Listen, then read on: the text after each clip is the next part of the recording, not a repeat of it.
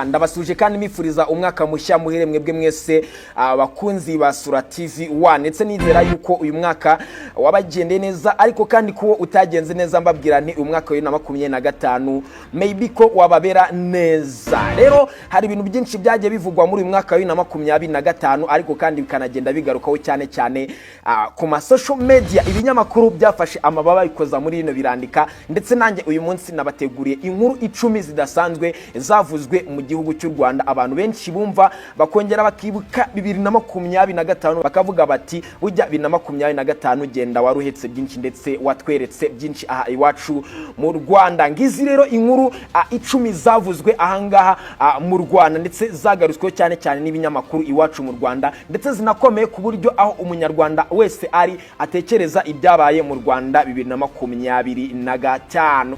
Ikintu cyambere kitazibagiranwa mu itangazamakuru ndetse isi yose na nizi saha icyandika amateka arakivugurura umunsi kundi ni UCI cyase Road Championship, ni isiganwa ry'amagare ryabereye mu murwa w'u Rwanda Kigali kuva tariki 21 kugera tariki ya 28 z'ukwa 9 2025. Umujyi wa Kigali, abanyeshuri, abakozi ba leta ndetse n'abandi batandukanye by'umwihariko bari basabwe gufunga ibiro ubundi bakerekeza amaso ahari hagiye kubera umukino w'amagare waruramara iminsi 8. Ibyamamare bitandukanye by'umwihariko ibyegukana amasiganwa y'amagare nabyo byari byitabiriye irushanwa ryaberaga mu Rwanda Kigali, harimo nka Tobic Pogacar umunyaslovenia ukomeye cyane cyane usanzwe ubu wa mbere mu gukina umukino w'amagare, ndetse hakaza na Remco Evenepoel umubirigi ukomeye cyane mu isiganwa ry'amagare. Aba bombi rero nabo bari barimo bakaragira igare mu misozi itatse ubwiza y'u Rwanda Kigali.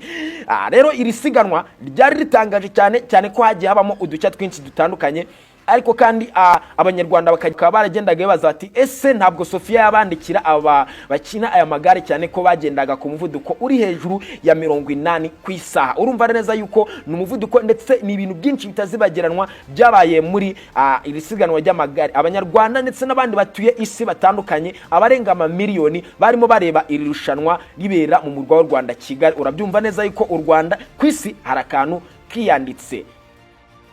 Number 2 y'ikintu kitazibagiranwa cyabaye aha mu mwaka wa 2025 na n'isaha kivugwa n'intambara iri mu burasirazuba bw'igihugu cya Kongo. Mwibuke neza tariki ya 27 z'ukwa 2025 nibwo RDF cyase Rwanda Defense Force yerekanye yuko ishoboye kuba yarinda abanyarwanda ndetse n'abatuye mu gihugu cy'u Rwanda ubwo yakumiraga ibisasu byabaga byorejwe n'igisirikare cya Kongo kirasa ahagana i Rubavu. Ariko ibi ni bujije abarenga 16 kupfira muri aya masasu yorezwaga mu Rwanda, nubwo ibisasu ubwo byoherezwaga byashoboraga kuba byakomeretsa ndetse bikanica abaturage benshi cyane cyane abari batuye impande z'umupaka, ndetse umujyi wa Rubavu ngo wari buze kwangirika bikomeye. Ariko mu bwirinzi bw'u Rwanda byatumye abarenga 150 bakomereka ntibabasha kwicwa n'aya masasu yari moherezwa ku mpande z'u Rwanda. Ndetse ni nyuma yuko igihugu cya Kongo nyuma yo kubona ko ingabo za M23 zari zirangije kugikubitira mu mujyi wa Goma ndetse zinakirukanyemo,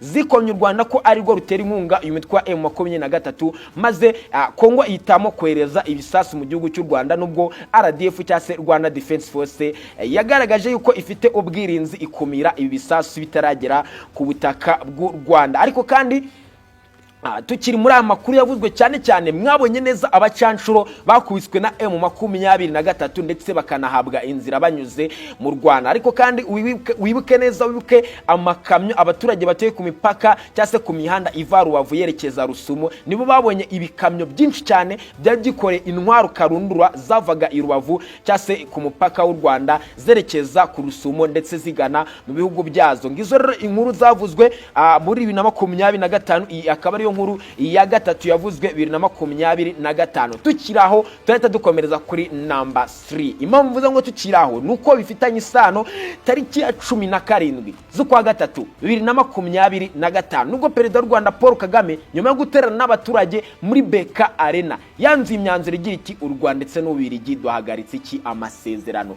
Ni ibintu byatangaje benshi ndetse ni nyuma yuko u Rwanda rwashinjaga Ubirigi kuba ari rwo rwagize uruhare muri jenoside yakorewe abatutsi yabaye mu mwaka w'1994 ndetse Ububiligi bwongera no kuwurira iyi dosiye ubwo bwagaragazaga ko ushyigikiye Repubulika Iharanira Demokarasi ya Kongo mu guba rwasebya u Rwanda ko ari rwo rutera inkunga uyu mutwe wa M23. Ibi rero bigikora mu mutwe Perezida wa Repubulika y'u Rwanda Paul Kagame yasavuga ati ntabwo nakomeza kugirana imishikirano namwe kunteranya n'amahanga, niyo mpamvu misemo guhagarika umubano mfitanye namwe mwebwe Babirigi. Ibintu byatangiye kuvuza uruntu n'uruntu. Number 4, ikintu cya kane kitazibagiranwa cyabayeho muri mwaka wa 2025 ni amasezerano y'amahoro. Ni mu kwezi kwa 12 nibwo u Rwanda ndetse na Repubulika Iharanira Demokarasi ya Kongo ari rwo Perezida w'u Rwanda Paul Kagame ndetse na Perezida wa Kongo Antoine Felix Tshisekedi bateraniye mu nama bahuzwaga na Trump baganira ku kugarura amahoro ahangaha mu burasirazuba bw'igihugu cya Kongo. U Rwanda rero rwagaragaje ukwireguza kwinshi gukomeye ndetse runavuga yuko baruweshira kuba rutera inkunga uyu mitwe wa M23, ariko Perezida Tshisekedi nawe yagaragaje ko ndetse anagaragaza ibimenyetso yashingiragaho avuga ko u Rwanda rwo rufasha umutwe wa M23. Amasezerano y'amahoro rero yarasinwe ndetse reba ni video igaragaza uburyo abasinyaga amasezerano y'amahoro. Number 5, ni mu kwa 7 2025 nibwo Edward Ngirente cyase wari Minisitiri w'Intebe w'u Rwanda yaje kuba yasimburwa na Justin Nsengiyumva. Ibi byakozwe na nyakubahwa Repubulika y'u Rwanda Paul Kagame ndetse binatuma ashimira Edward Ngirente mu myaka 8 mu kazi gakomeye yarakoze. Bibutsa neza yuko uyu Edward Ngirente avuka mu karere ka Gakenke. Number 6 cyase ikintu cya gatandatu cyabaye ahangaha mu Rwanda abantu benshi batazibagirwa ni murika ry'intwaro cyase imurika ry'imbunda ryabaye muri Kigali Convention Center, ndetse na nizi saha u Rwanda rwakoreye abaturage barwo surprise ndetse rwerekana ko rufite uruganda rukora imbunda ruri hariya i Gasabo, aho izi mbunda zirimo masatera ndetse na masatera zo pistol ndetse na LED sniper ndetse na machine gun ndetse na night vision cyase igifasha kureba mu ijoro. Ibi rero byaje gutangaza abaturage b'igihugu cy'u Rwanda ndetse banumirwa banatangarirwa uburyo u Rwanda rukora intwaro, ariko kandi izi ntwaro zikaba zikoreshwa cyane cyane na cya gihugu mwumva gifite ubukombe mu ntambara aricyo Israel. Ni intwaro ngo zikoreshwa ku rugamba ndetse zikanakoreshwa mu kurinda umutekano w'abaturage. Ikintu cya 7 cyavuzwe 2025, John Legend cyase umuhanzi w'umunyamerika nibwo yaje mu gihugu cy'u Rwanda ndetse yakirwa ni nyakubahwa Repubulika y'u Rwanda His Excellency Paul Kagame. Yakiriwe muri Beka Arena ndetse n'igitaramo cyatumiwemo abahanzi benshi batandukanye. Ibinyamakuru birandika ariko kandi bimutsa neza yuko uyu muhanzi atari yaza mu Rwanda, yabanje gukumirwa n'abantu benshi batandukanye bamubwira yuko igihugu agiyemo ari igihugu kibi kinatera inkunga umutwe w'ibyihebe ushaka guhirika ubutegetsi bwa Kongo ndetse n'ubwo Burundi. Number 8, ikintu cyabaye uyu mwaka wa 2025. Number 8 ni impinduka mu gutwara abantu n'ibintu, aho mu mujyi wa Kigali leta y'u Rwanda yashizeho uburyo bwo gutwara abantu n'ibintu, aho yasizeho umuhanda cyase imihanda yahariwe bisi zitwara abagenzi, ndetse n'ibintu benshi bagiye banatangara.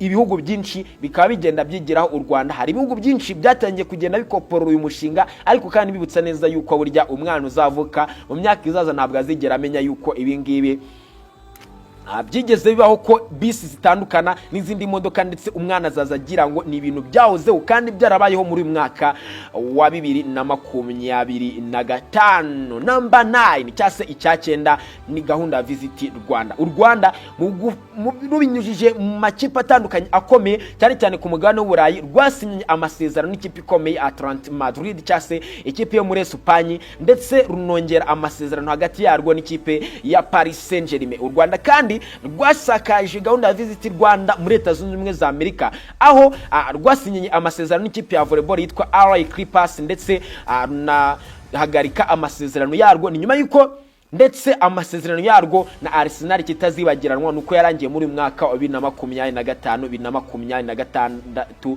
ni nyuma yuko yatangiye 2017. Number 10 cyo nimbatura mugabo mwabantu mwimbabwiza ukuri, uyu mwaka 2025 wasize byinshi abanyarwanda tutazibagirwa.